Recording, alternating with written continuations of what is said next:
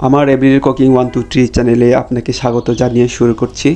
তো আজকে আমি আপনাদের সাথে শেয়ার করব দুর্দান্ত স্বাদের ডাটা, আলু আর ঐতিহ্যবাহী টাকি মাছের মজাদার একটি রেসিপি, যা এইভাবে একবার বানিয়ে খেলে তো মুখে স্বাদ লেগে থাকবে। তো আসুন দেখে নেওয়া যাক আজকের এই রেসিপিটা। তো ডাটা সবজিগুলো ভালো করে কেটে কুটে পরিষ্কার করে নিয়ে নিলাম, আর আলু সবজি ডুমো ডুমো করে কেটে নিয়েছি। এই গোল আলুগুলো খেতে দারুণ মজা, তো দামে খুবই সস্তা এই গোল আলুগুলো। তো গোল আলুগুলো ভালো করে পরিষ্কার করে নিয়ে নিলাম। আর টাকি মাছগুলো ভালো করে কেটে কুটে পরিষ্কার করে নিয়ে নিয়েছি। তো এইগুলো ভেজে নেওয়ার জন্য সামান্য পরিমাণ হলুদ ইউজ করব, আর সামান্য পরিমাণ লবণ। কারণ লবণ দিলে হয় কি, মাছগুলো ভেজে নিতে খুবই সুবিধা হয়, মাছগুলো ভেঙে যায় না। তো মিক্স করে নিতে হবে। তো দেখো কত সুন্দর করে মিক্স করে নিলাম, রেডি দেখো।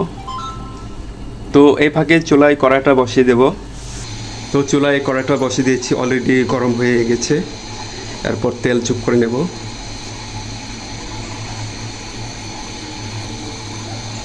তেল গরম হয়ে এলে পর মাছগুলো ভেজে নেব।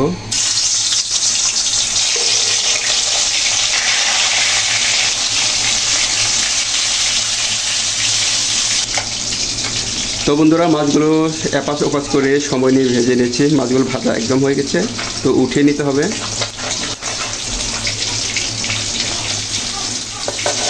উঠে নিচ্ছি দেখো।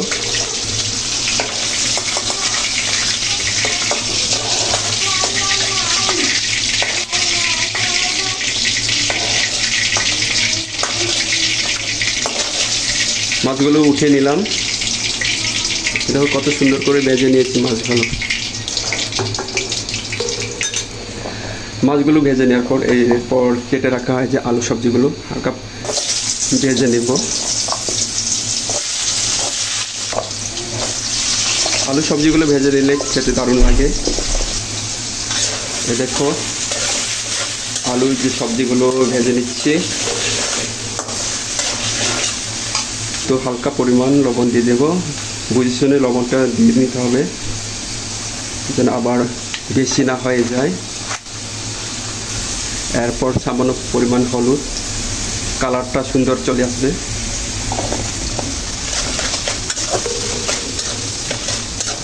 মাছেও অনেকগুলো হলুদ ছিল। তো আলু সবজিগুলো আগে ভেজে নিচ্ছি, এ কারণে আলু সবজিগুলো নরম হতে বেশ সময় লাগে। তো মূলত এই কারণে আলুগুলো আগে ভেজে নিচ্ছি। তো আলু এই সবজিটা প্রায় নরম হয়ে আসছে, এই দেখো একদম নরম হয়ে আসছে, প্রায় ভাজা হয়ে আসছে।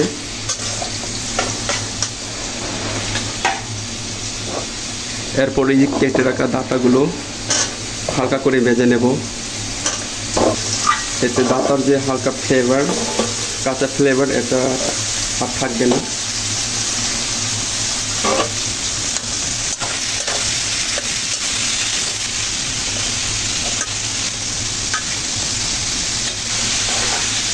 যেহেতু মাছে আর আলু সবজিতে লবণ দিয়েছিলাম, দেখো একদম পানি বের হয়ে আসছে।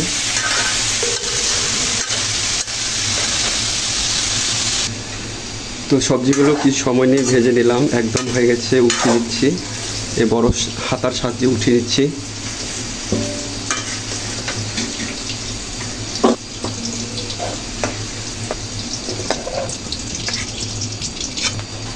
তো সবজিগুলো ভেজে নেওয়ার পর এরপর কুচিয়ে রাখা পেঁয়াজগুলো অ্যাড করে দেব। এরপর যে আদা রসুন পেস্ট শিলবাটায় বেটে রেখেছিলাম, মশলাগুলো কিছু সবাই কষে নিতে হবে, যেন মশলা যে কাঁচা গন্ধটা এটা যেন না থাকে। তো কষে নিচ্ছি মশলাগুলো।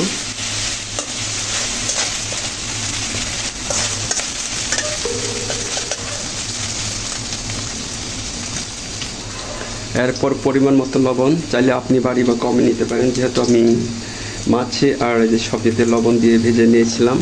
তো বুঝে শুনে লবণটা প্রয়োগ করতে হবে।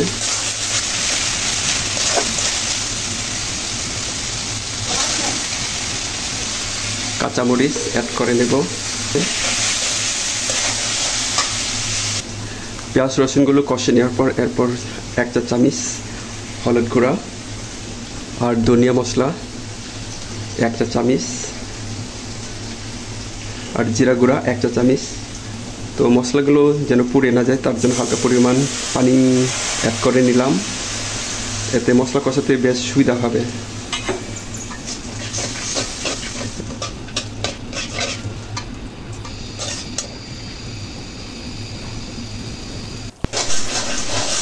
তো মশলাগুলো কষানো হয়ে গেছে, ভেজে রাখা সবজিগুলো অ্যাড করে নিচ্ছি। দেখো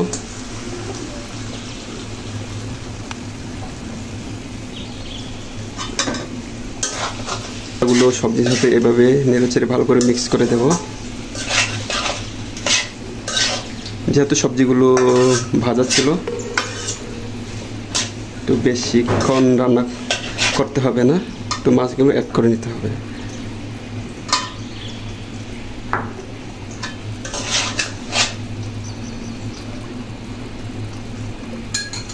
এরপর কিছু সময়ের জন্য ঢাকনা দিয়ে চাপা দিয়ে রাখবো।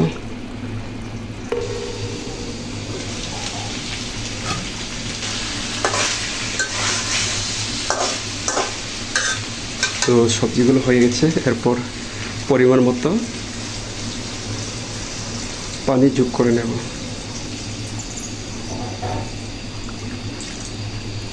দেখো পানিটা কিন্তু বেশিও না আর কমও না। তো চুলার আঁচটা বাড়িয়ে দিয়ে ঢাকনা দিয়ে চাপা দিয়ে রাখবো কিছু সময়ের জন্য।